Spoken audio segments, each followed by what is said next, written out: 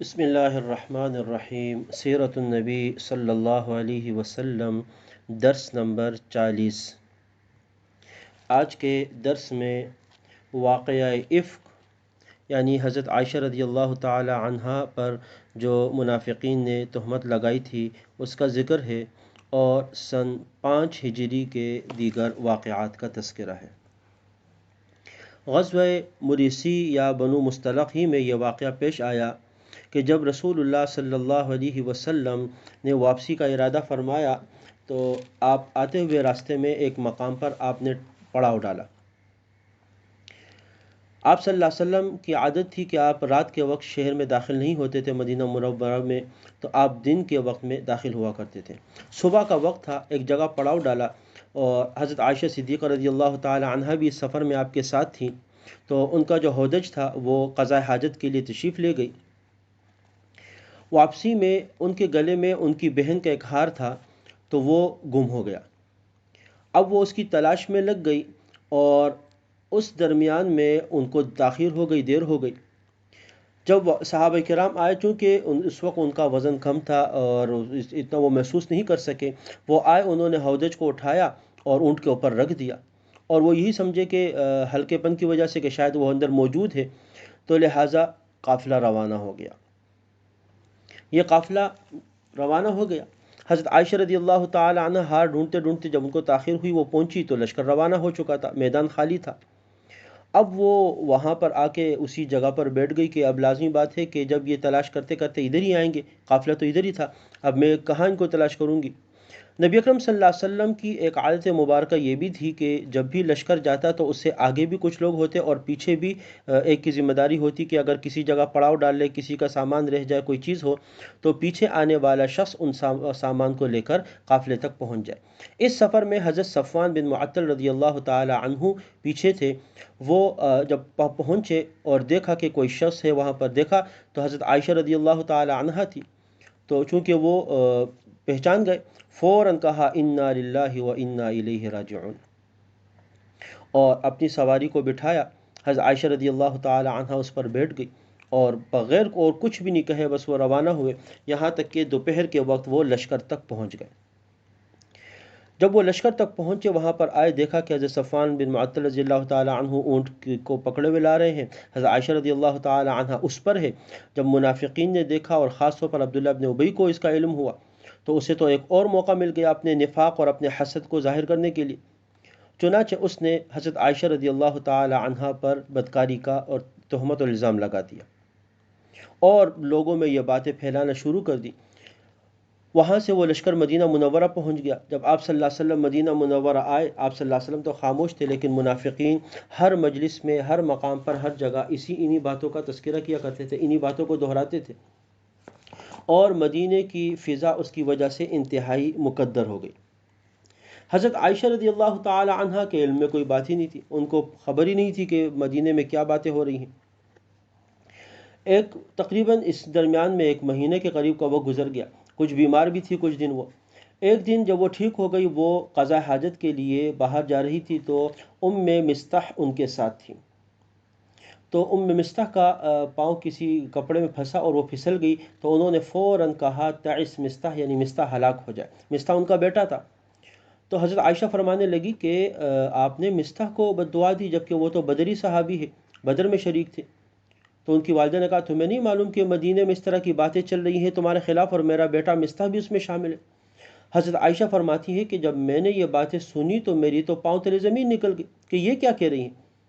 واپس آئی تو واقعے کی تحقیق کے لیے رسول اللہ صلی اللہ علیہ وسلم سے میں نے اجازت مانگی، اور میں اپنے والدین کے گھر چلی گئی، اور جب تحقیق ہوئی تو پتہ چلا کہ منافقین اس قسم کی باتیں کر رہے، مدینے میں یہ باتیں چل رہی ہیں۔ تو بے اختیار انہوں نے رونا شروع کر دیا، روتی رہی 2 راتیں، ایک دن مسلسل وہ روتی رہی۔ نبی اکرم صلی اللہ علیہ وسلم صحابہ کرام کے ساتھ مشورہ کرتے رہے۔ آپ نے حضرت عمر فاروق رضی اللہ تعالی عنہ سے ذکر کیا، تو انہوں نے کہا کہ یا رسول اللہ، آپ نے یہ نکاح اپنی مرضی سے کیا یا اللہ کی پسند سے؟ تو آپ نے فرمایا کہ نہیں، اللہ کی پسند سے۔ فرمایا اللہ پاک آپ کے جسم اتھر پر مکھی بھی بیٹھنے کو پسند نہیں کرتے، تو اس طرح کیسے ہو سکتا ہے کہ آپ کے لیے ایسی خاتون کا انتخاب کریں؟ یہ بالکل بہتان ہے۔ آپ صلی اللہ علیہ وسلم کو تسلی ہوئی۔ حضرت عثمان رضی اللہ تعالی عنہ نے بھی اسی طرح کا ذکر فرمایا۔ حضرت علی رضی اللہ تعالی عنہ سے آپ نے مشورہ فرمایا تو انہوں نے دبے ہوئے الفاظ میں یہ کہا کہ آپ کے لیے ازواج کی کوئی کمی نہیں ہے، حضرت عائشہ نہ ہو تو کوئی اور ہو۔ بہرحال آپ صلی اللہ علیہ وسلم انہی معاملات میں تھے، اور حضرت عائشہ رضی اللہ تعالی عنہ اپنے والدین کے گھر چلی گئی۔ فرماتی ہے کہ میں وہاں پر تھی کہ رسول اللہ صلی اللہ علیہ وسلم تشریف لے کر آئے۔ آپ نے خطبہ پڑھا اور فرمایا کہ عائشہ، مجھے تمہارے متعلق اس طرح باتوں کا پتہ چلا ہے، اگر تم اس سے بری ذمہ ہو تو اللہ تمہاری صفائی ظاہر کر دیں گے، اور اگر تم سے غلطی ہوئی ہے تو اللہ سے معافی طلب کرو، مغفرت مانگو، اللہ پاک توبہ قبول کرنے والا ہے۔ حضرت عائشہ رضی اللہ تعالیٰ فرماتی ہے کہ ان باتوں سے تو میرے آنسو تھم گئے، لیکن میں نے اپنے والدین کی طرف دیکھا کہ شاید وہ میری طرف سے رسول اللہ صلی اللہ علیہ وسلم کو جواب دے دے، لیکن وہ خاموش رہے اور انہوں نے کوئی جواب نہیں دیا، اور میں نے خود ہی پھر رسول اللہ صلی اللہ علیہ وسلم کو جواب دیا کہ میرے خلاف مدینے میں اتنے زور اور شور سے یہ باتیں کہی گئی ہیں کہ اب اگر میں کہوں کہ میں بری ہوں، اور اللہ جانتا ہے کہ میں واقعی بری ہوں، میں نے کچھ نہیں کیا، تو آپ لوگوں کو یقین نہیں آئے گا۔ لہٰذا میں وہی بات کہتی ہوں جو یوسف علیہ السلام کے والد یعقوب علیہ السلام نے کہی تھی، فصبر جمیل واللہ المستعان علی ما تصفون، میں صبر کرتی ہوں، اللہ ہی میرا معاملہ حل کر دیں گے۔ اور فرماتی ہے کہ میں وہاں سے جا کے ایک طرف لیٹ گئی، رونے لگی۔ رسول اللہ صلی اللہ علیہ وسلم پر وحی کی کیفیت شروع ہوئی اور آپ پر وحی کا نزول ہوا۔ جب وحی ختم ہوئی تو آپ صلی اللہ علیہ وسلم مسکرا رہے تھے اور فرمایا کہ عائشہ، اللہ نے تمہاری برات کا اعلان کر دیا ہے، اور سورہ نور کی 10 آیتیں حضرت عائشہ رضی اللہ تعالی عنہا کی پاکی اور برات کے بارے میں نازل ہوئی۔ حضرت عائشہ کی والدہ ان کے پاس آئی، کہا اٹھو رسول اللہ صلی اللہ علیہ وسلم کا شکریہ ادا کرو۔ انہوں نے کہا میں اس اللہ کا شکریہ کیوں ادا کروں جس نے میری برات کا اعلان کیا ہے۔ حضرت عائشہ فرماتی ہیں کہ مجھے اتنا تو یقین تھا کہ اللہ پاک میری برات کا اعلان فرمائیں گے، لیکن یہ اندازہ قطعاً نہیں تھا کہ میری برات میں قرآن پاک کی اتنی آیتیں نازل ہوں گی جو قرآن پاک کا حصہ ہوں گی۔ اس کے بعد رسول اللہ صلی اللہ علیہ وسلم حضرت ابوبکر رضی اللہ تعالی عنہ کے مکان سے مسجد نبوی تشریف لے کر آئے، اور آپ نے سب کے سامنے حضرت عائشہ کی برات میں نازل ہونے والی سورہ نور کی آیتیں سنائی اور ان کی پاکی کا اعلان کیا۔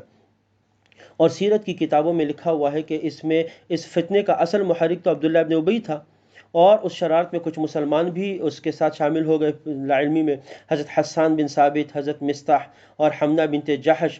نبی اکرم صلی اللہ علیہ وسلم نے ان پر جو حد قذف ہے اس کو جاری فرمایا۔